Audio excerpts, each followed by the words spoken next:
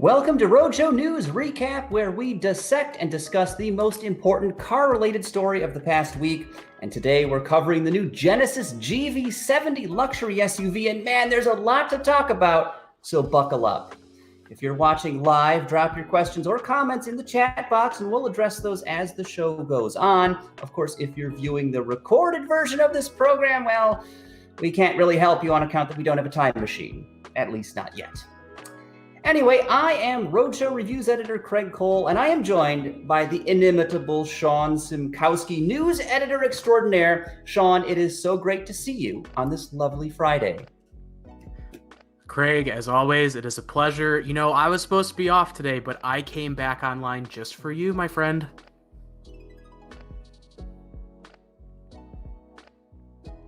That is so kind, Sean. I mean, my friends and family won't even do that for me. What does that tell you? That this is special. We have a special bond.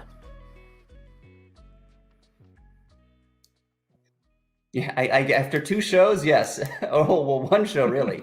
But yeah, well, so a wonderful week in the world of automotive news, and we've got what I think is going to be an absolutely blockbuster product to talk about. Of course, the new Genesis GV70, and man, there's a lot going on with this vehicle. They just revealed the US-spec version of it. So, Sean, what does this product mean? What is the significance of it? Oh man, Craig, where do you start? This is a gorgeous, gorgeous SUV. We saw this SUV back in December. That was a global debut, but just today, excuse me, Genesis invited us to have a hands-on look at this. And what you see here is the US spec. We got all the details about what this SUV is going to look like, what kind of powertrains we're talking about, standard equipment, bit of a price range for the US. And quite frankly, I'm really excited to see more of this car in person myself. Our colleague, Steve Ewing, got the hands-on look at this, but I'm excited to see more of this in person myself. I don't know about you, Craig.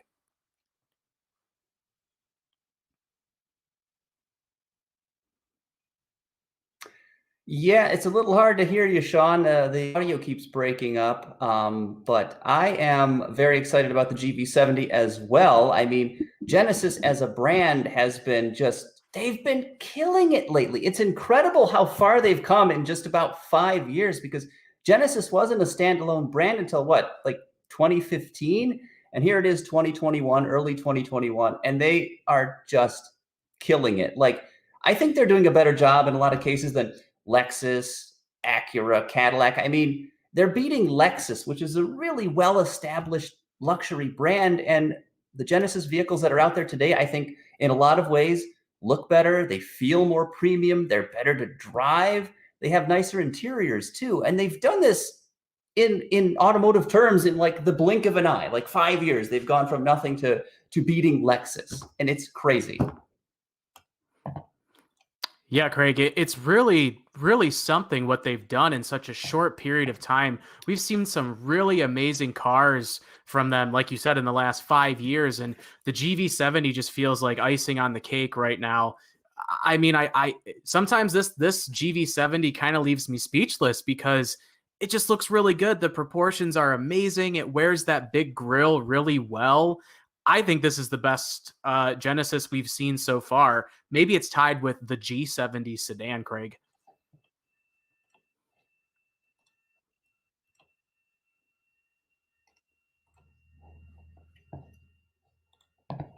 Sorry about that. We're having some connection issues here. Sean, can you hear me clearly? Because you're coming through, it's pretty rough on my end, at least. Yeah, I'm so sorry, Craig. I can hear you. I apologize about that.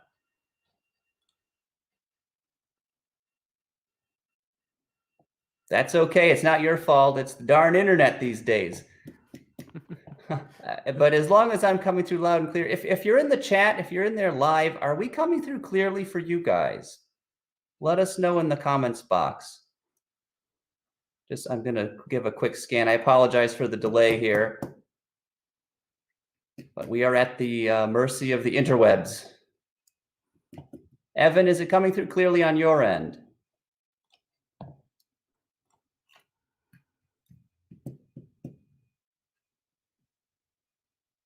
course, that's the challenge of doing anything live. You have all kinds of layers of technology you're working with. The back end that our producer Evan has to set up there with the graphics and the video and getting the stream live, getting it live on YouTube. There are so many layers of complexity involved. It's a wonder it works at all. So bear with us, please, if you're watching the live broadcast here, as we're just fighting a few technical problems. Sean, are you still online right now? I sure am, Craig.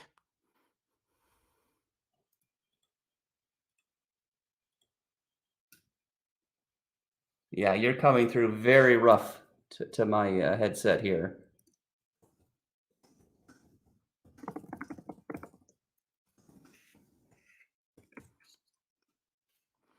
All right, guys. Well, I'm going to go ahead while Craig sorts out some technical issues over there. We're going to keep talking about the GV70 right now. And I'm personally super stoked for this. Everyone here at Roadshow is really stoked for this SUV. Just like I said, it kind of leaves me speechless sometimes, because when we first saw these photos, it was like, wow, I mean, I cannot believe that Genesis did this in such a short period of time. We saw some all right cars to start when Hyundai Motor first spun this brand off, but really with the GV80, the G90, which is probably the least successful of all the new Genesis products to wear this new design, the G80 and the refresh G70 coming, this one I think looks the best. And we'll dive into some technical specs now. Nope, I'm sorry. I thought Craig was coming back for a moment. Apologies. The first big thing is that kind of makes this SUV stand apart is every single one's going to be all-wheel drive. Now, in other countries, Genesis is going to offer this vehicle with rear-wheel drive, but here in America, us Americans, we're just getting all-wheel drive. So sorry if you want rear-wheel drive, and also sorry if you want a diesel engine. That is not coming here. But what is coming here, my friends, is a identical powertrain lineup to the GV80. So if you're a big fan of what's offered in that SUV, you are going to love what's offered here. What is offered with it, you may ask? Well, we are first looking at a 2.5 liter turbocharged 4-cylinder. That's going to get you 300 horsepower. Every single GV70 is coming with all-wheel drive, so that power is going to flow to all four wheels. From there, we're looking at a step up to a twin-turbo 3.5 liter V6. That is looking at 375 horsepower, so that's a lot of power for a smaller SUV. So I think that's going to be great personally. But really, why we wanted to talk about this SUV today is because the whole package it's incredible. The whole package looks phenomenal. That starts with the exterior styling and really gorgeous proportions. But producer, if you want to flick to some shots of the interior, I'd love to take a few moments to talk about what we're looking at inside. And that's because the combinations that Genesis chose is seriously wild. I mean, right here, you might look at some purple interior. Purple interior. Who's doing purple interiors these days? That's nuts. That's nuts. But you know what? It looks great. And like my colleague Steve Ewing said, pick the purple because it looks amazing. We're talking about, pardon me, a 12.3-inch digital gauge cluster, digital climate controls, as you'll see right there. And sitting atop the dash is a 14.5-inch display. There's a lot of technology baked into here, including this is pretty wild, and Hyundai is one of the first automakers to start dabbling in this technology, is a fingerprint scanner that's going to provide some extra security in this vehicle. But the technology is quite a package. The materials look gorgeous, and if we're basing this on what we've seen from current Genesis vehicles, we're in for a real treat with the GV70, I think. I've heard some people talk about it kind of looking like a knockoff Porsche Macan. I can definitely see that.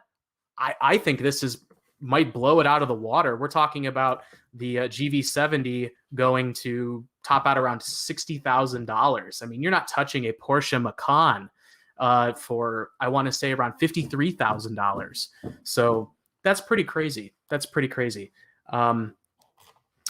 If you are tuning in live and you're wondering where Craig is, we're having a little bit of technical difficulties right now, so you just get to look at me. I'm really sorry about that.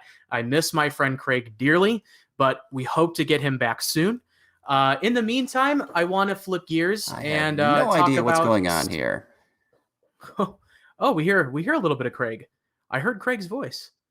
I hope he's joining us soon. But like I was saying, we asked some of you on social media, Instagram specifically, to see what you thought about the GV70, and the results speak for themselves. Like you guys, I also love it. 83% of you actually said you adored how this car looked. You think it looks great. 17% of you are wrong and just think it looks okay. I'm just kidding. You are absolutely entitled to your opinions. I will not make fun of you if you don't like this car, but the consensus seems to be that this is a very good looking car. And I absolutely agree. Inside out, Genesis is knocking it out of the park. I keep saying it kind of leaves me speechless because I really, really love how this car looks. We also put it up against a couple other vehicles to see if you would have the Genesis or a vehicle it will rival when it goes on sale. The first one was the X3. 62% of you are digging the GV70 over the X3. The X3 is a wonderful vehicle. I think it's one of the best BMWs that BMW makes, quite honestly. So it's going to be very interesting to drive both of these and finally get some opinions on if Genesis can really take it to the Germans. Let's also see here. We also asked about... Hey, Sean, I think I'm back. Do you guys hear that? Craig's back. My friend, are you here? Yes, I had to do a browser refresh. Yes. But oh, good. You're telling the people about the Instagram poll we did, right? Yes, I am. I'm so glad you're here. We are just talking about the GV70 and the XT5. And now a huge delay. Oh, no, a huge delay. I'm so sorry, everybody. I thought my good friend Craig had finally joined us.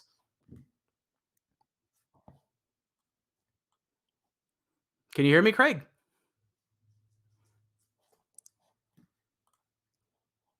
So sorry, everybody. If you are just tuning in, we are having some technical difficulties on Craig Cole's end. Producer, if you do want to go back to those poll shots, we'll continue talking about the GV70. As I was saying, we are looking at the GV70 and some of its competitors.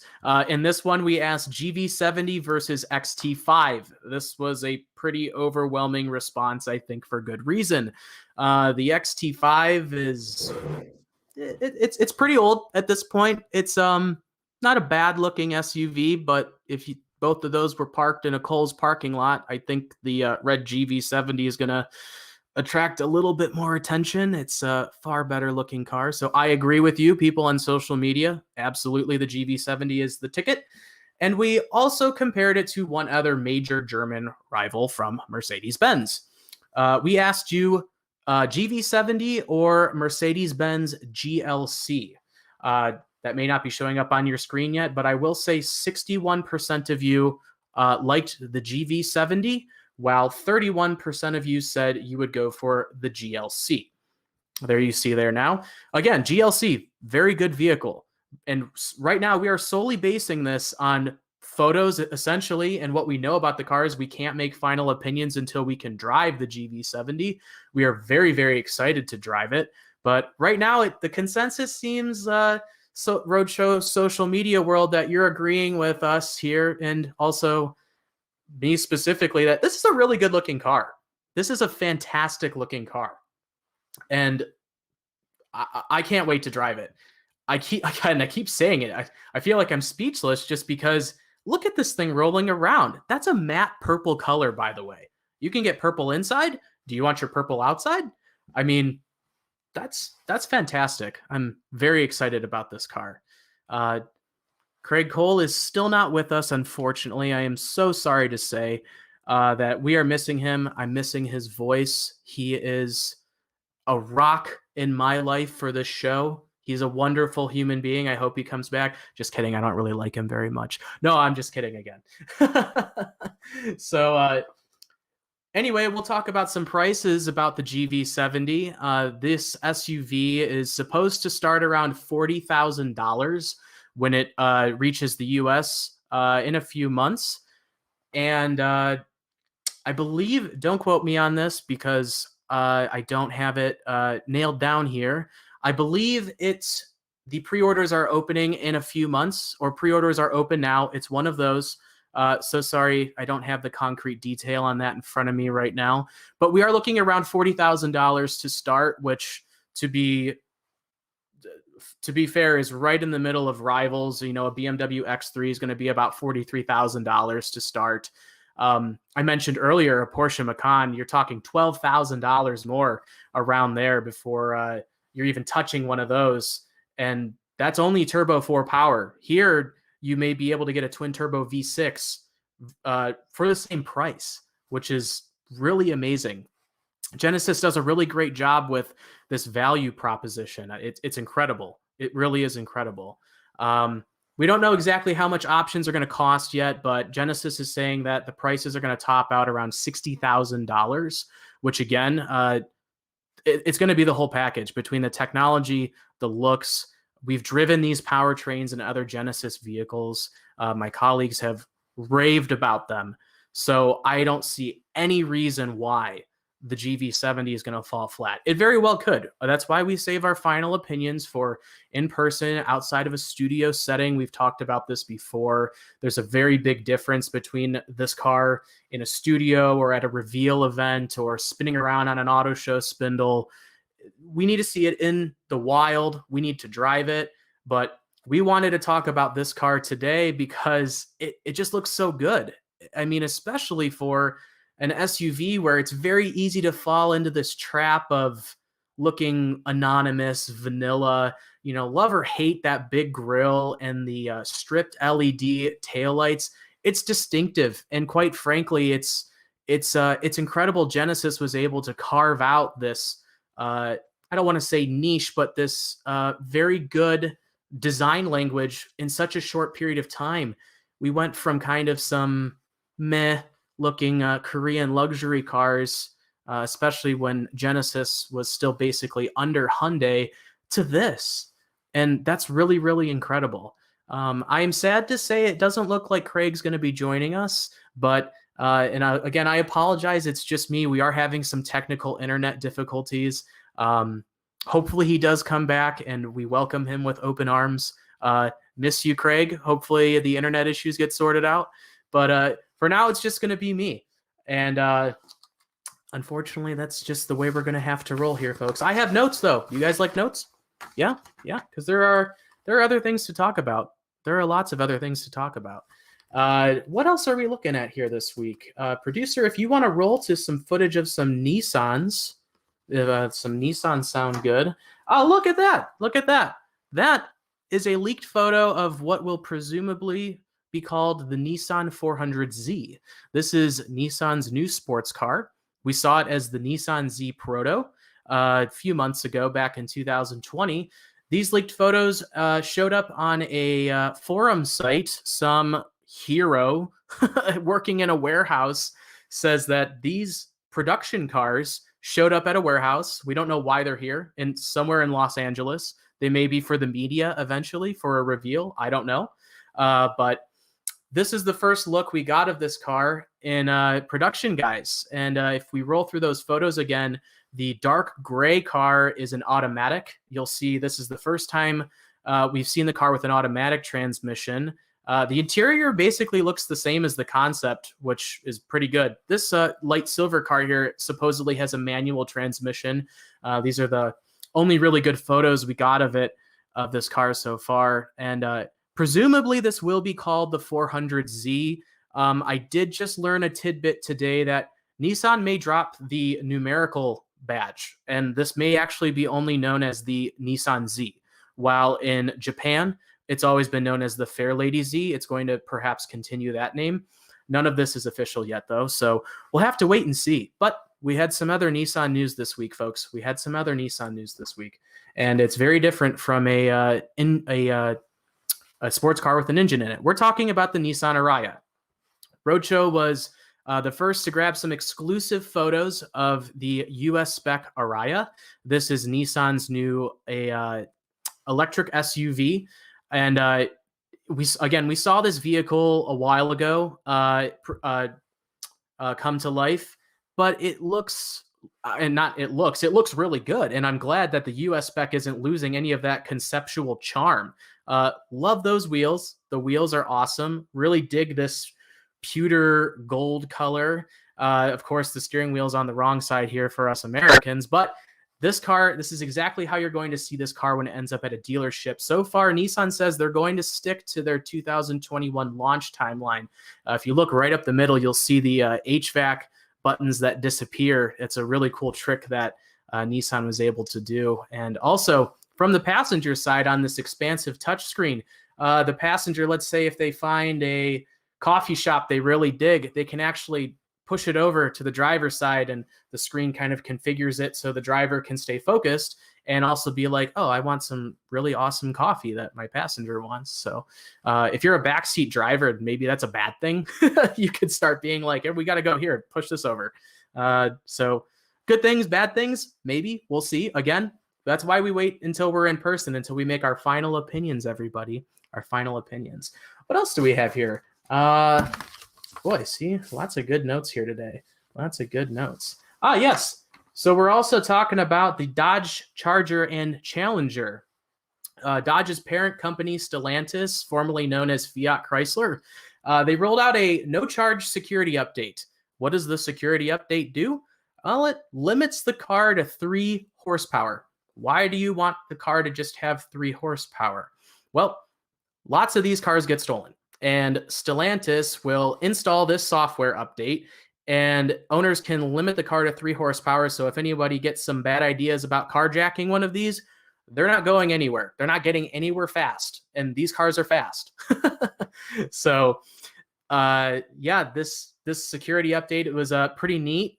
Seemed to have a lot of interest from our readers, so we wanted to mention this here. And by the way, you'll find links to everything we've talked about so far today down there in the description, so you can get the full story on these. And one last note on that security update, it is only for Charger and Challengers with the 6.4 liter V8 or the Hellcat models, which have the supercharged 6.2 liter V8. What else do we have here? What else do we have? Yes, we have the Toyota 86. A report from Japan this week said that the vehicle was delayed. That really bummed me out. I owned one of these cars, and they are fantastic. And I don't care what any of you say. I don't care what any of you say. This car does not need a turbocharger. I will die on that hill. Anyway, I digress. I got word that we may be looking at this car debuting on April 5th. And we also received a joint announcement from Toyota and Subaru, only issued in Japan, saying they plan to debut a jointly developed vehicle on April 5th. And again, if you go down to the description, you will find a link to this story. You will see that the sole teaser image they provided of this, not really a teaser image, it shows a hood line that is identical, and it looks a lot like that new BRZ, except on the Toyota side, it's red. On the Subaru side, it's blue. So looks like we may be seeing a Japanese debut. May not be the US spec car, but nonetheless, I'm very excited. It's always a good day when we see new sports cars. Very excited about that. And finally, we drove lots of good cars this week, and you should go to theroadshow.com and read about everything we have drove this week. Our editors are in and out of all sorts of really awesome cars, but we drove an important car from Infiniti this week, and that is the new Infiniti QX55. Essentially, the term we like to use around here is a coupe over, which kind of takes a sleek, rakish look at the expense of some cargo room in the back. Look at that thing. It looks really, really good. It looks fantastic. The only thing is it's kind of meh. Stephen Ewing, my good friend and colleague, drove this car. Unfortunately, it seems to be missing some of the goods on the inside, and that's kind of a bummer because this car looks great. This car looks really good. The power. It sounds like the powertrain is pretty good, and where it seemed to fall apart was it loses its premium touch on the inside. I'm looking at it here like you are right now, and that dual screen infotainment setup is very, very old, very outdated, and that's unfortunate because this looks like a really good car, and it seems like designers spent a good deal of time trying to be thoughtful with what they were doing with this vehicle. Again, if you are joining live, we are wrapping up here, and I'm so sorry that if you're missing Craig Cole's face. He is the ace on camera, as I like to call him, but we are missing him due to some technical difficulties, and we do apologize for that. We are at the mercy of the internet. Sounds like there is some clogged internet tubes somewhere. I'm sure Craig is hammering away at those, trying to unclog them, but I'm so sorry we missed him today, and you had to stare at my face instead. I know. I don't like it either. I don't like it either. I miss him. I miss Craig. I miss Craig. Producer's giving me some sass over chat, saying Antoine, our reviews editor, Antoine thinks the 86 needs a turbo. And I already said, producer, I will die on this hill. That car does not need a turbocharger. It does not need a turbocharger. It's really wonderful.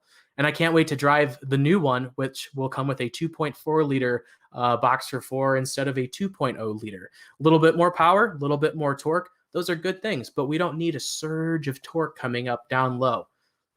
I'm a huge Prelude fan. Honda Preludes, I've had lots of them. The 86 reminded me a lot of the Prelude, which is why I bought one a few years ago. And I have a really bad habit of flipping in and out of cars.